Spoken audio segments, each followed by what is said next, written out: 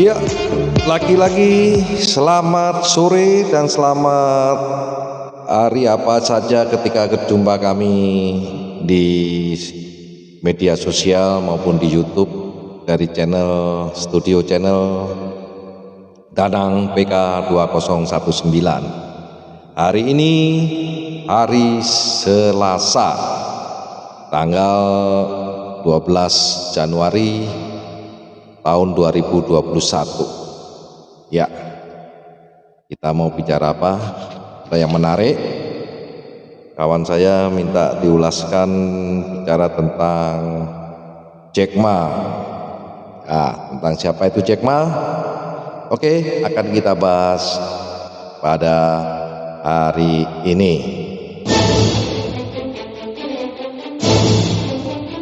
Ya, seperti kita ketahui, Jack Ma adalah seorang konglomerat Cina. Dia seorang CEO dari perusahaan namanya Alibaba. Dia seorang konglomerat terbesar di China. Hari ini sejak dilaporkan pada Januari tanggal 7 menghilang. Sudah 2 bulan menghilang dari pertemuan-pertemuan maupun menghilang dari kegiatan acara televisinya dia. Ada apa dengan dia, Jack Ma ini? Mari kita lihat apa yang terjadi dengan Jack Ma ketika dia menghilang.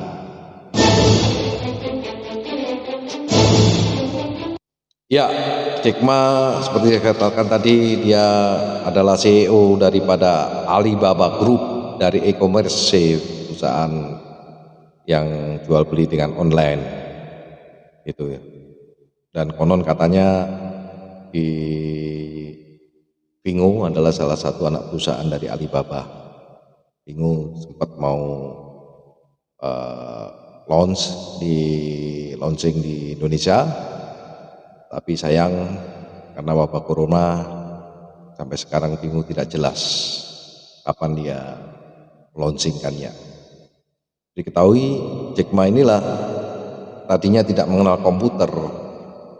Ketika dia bekerja salah satu makanan cepat saji ala Amerika di Cina, dia waktu itu melihat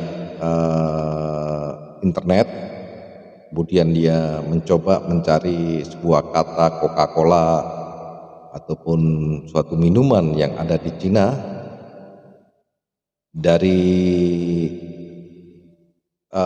media Google-nya tidak dapat menuliskan semuanya ini dengan bahasa Pinyin atau bahasa Cina-nya. Akhirnya dia berusaha belajar dengan laptop. Dia beli laptop, waktu itu yang dibeli laptop Samsung waktu itu.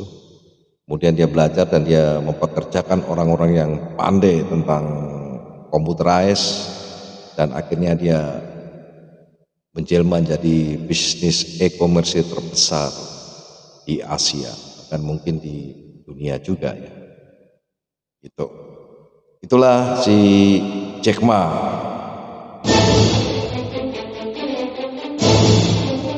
Ya, Jack Ma itu lahir di Hangzhou 10 September 1964. Ya, kurang hampir 56 tahun ya usianya. David Weber, wartawan CNBC, pada tanggal 7 Januari 2021 menjelaskan bahwa ada hal yang menarik bahwa Jack Ma hilang, dan ini menjadi pertanyaan dan kagetnya masyarakat dunia. Ada apa dengan Jack Ma ini? Iya, Jack Ma hilang. Jack Ma menghilang dari peredaran, absen di acara televisi, absen di acara-acara sosial maupun acara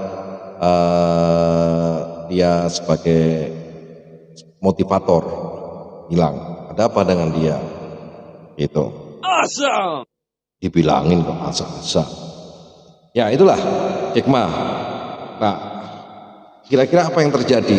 Ternyata David Weber tadi yang dari wartawan CNBC menjelaskan bahwa Jack Ma sementara sembunyi atau disembunyikan oleh pemerintahan Cina karena ada problematika permasalahan bisnis yang mengganggu atau melanggar aturan di Cina.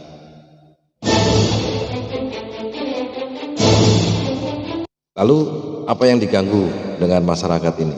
Oke, saya coba menganalogikan demikian andai kata saya seorang Jack Ma.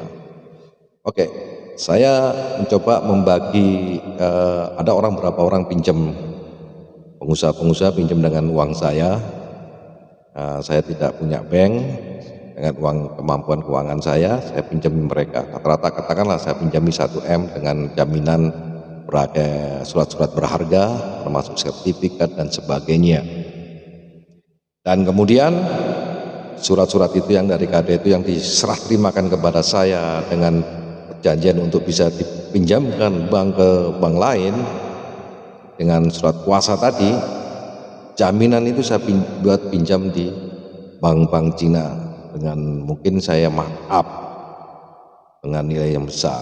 Katakanlah saya markup tadi saya pinjamkan 1 M, saya markup menjadi 10 M, jadi keuntungan 9 M. Dari keuntungan 9 M ini tadi kita putarkan lagi, demikian seterusnya dan jenis seterusnya. Itulah yang terjadi dengan Jack Ma, akhirnya dianggap merusak perekonomian atau merusak cara berbisnis ala Jack Ma ini, mengganggu kepentingan pemerintahan di China. Ya, mungkin dari kawan punya cerita yang bisa menganalogikan secara baik daripada saya tentang masalah Jack Ma dan bisnis Jack Ma ini, silakan, dan kemudian share ke kami, kasih komen, mungkin kita bisa saling membantu. Yang menariknya di sini adalah saya melihat bahwa bisnis uang ini adalah bisnis yang miracle atau bisnis yang sulap, magic, money is magic. Uang ternyata bisa diputar-putar mereka, dan itu sangat berbahaya. Iya, berbahaya. Kenapa berbahaya?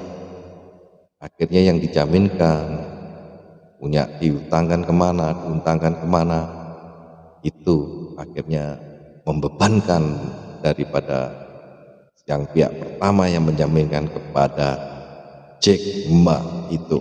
Awesome. Oh iya, kok bilang masa sih? Nah, pertanyaannya, apakah ini sudah terjadi di Indonesia? Sudah terjadi. Tapi bukan Jack Ma, tapi beberapa konglomerasi kecil yang berputar uangnya, meminjamkan mobil, mobilnya kemudian digadekan tempat lain dan sebagainya. Itu yang terjadi. Ini yang berbahaya. Dan pemerintah sudah melalui undang-undang fidusia itu sudah tidak memperbolehkan lagi. Cuma ketegasan pemerintah diperlukan lagi supaya tidak ada mata elang yang berseliweran di pinggir jalan untuk mengganggu orang-orang yang nyaman dalam berminjam, tapi akhirnya dikejar-kejar oleh mata elang gara-gara keterlambatannya. Ya, itu saja beritanya dari kami. Perbedaannya adalah kalau Jack Ma menguasai besar keuangan, kalau mungkin di sini mungkin hanya berapa miliaran. Kalau di Jack Ma mungkin udah triliunan bedanya. Itu yang menyebabkan mengganggu daripada kepentingan pemerintahan Cina dan masyarakat Cina. Yang kedua adalah saya rasa pribadi Jack Ma tidak mungkin dibunuh atau dimatikan oleh pemerintah. Kalau dia dimatikan pemerintah akan terjadi gejolak pasar keuangan yang semakin semrawut. Mungkin selama ini Jack Ma disembunyikan atau mereka masih bisa melarikan diri sembunyi, tapi saya rasa Jack Ma sudah ditangkap, dia sementara diamankan, untuk membereskan masalah utang piutang ini dalam perputaran uang ini. Begitu menurut pendapat saya pribadi ya, begitu. Mungkin yang bagi kawan yang lain punya analogi yang lain, monggo dipersilakan untuk membagi cerita tentang kasus Jack Ma yang hilang ini. Ya, itu pembelajaran bagi kita semua di Indonesia. Jangan sampai konglomerasi menguasai keuangan dengan cara pinjam-meminjam. Kita ingat zaman cerita Siti Nurbaya ketika tidak punya duit, mereka akhirnya menggadaikan apa saja termasuk mengawinkan anaknya dengan cara-cara yang kurang tepat.